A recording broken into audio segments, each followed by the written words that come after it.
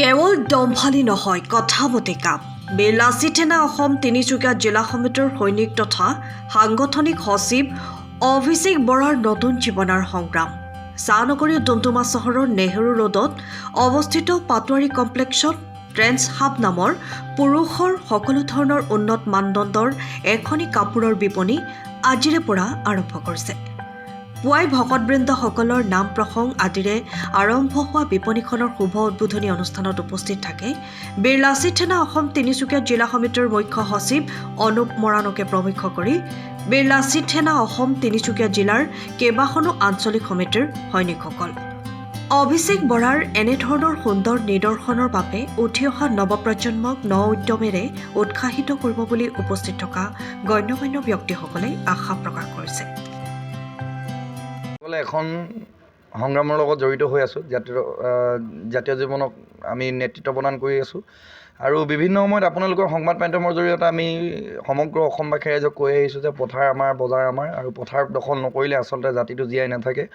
আৰু সেই গতিকে আমি বিভিন্ন মত বিনিময় কৰি ঘৰৰ লগত আমি এখন ট্ৰেন্স হাব নামেৰে বজাৰ দখল কৰিবলৈ, অৰ্থাৎ ডুমডুমাৰ পাটোৱাৰী কমপ্লেক্সত এখন ট্ৰেন্স হাব নামেৰে আজি এখন পুৰুষৰ উন্নত মানৰ কাপোৰৰ দোকান আমি শুভ উদ্বোধন কৰিছোঁ আৰু আজি আপোনালোকে অহাৰ বাবে আমি আন্তৰিক ধন্যবাদ আৰু কৃতজ্ঞতা জ্ঞাপন কৰিছোঁ।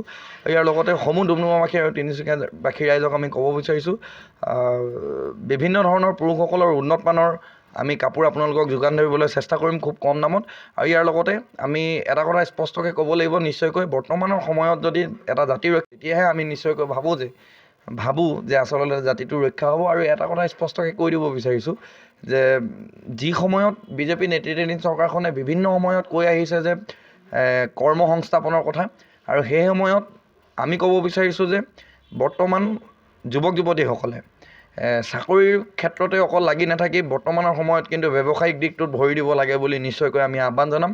আৰু আকৌ পুনৰবাৰ আমি ট্ৰেন্স হাবৰ পৰিয়ালৰ তৰফৰ পৰা মই অভিষেক বৰাই সকলো ৰাইজৰ সুদিহা পৰামৰ্শ আৰু উপস্থিতি একান্তভাৱে কামনা কৰিছোঁ। ধন্যবাদ। জয় আই অসম।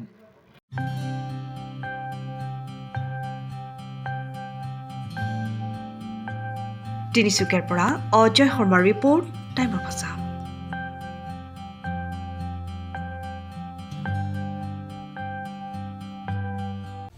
সময়ৰ খবৰ সময়ত পাবলৈ ফ'ল' কৰক টাইম অফ আছাম।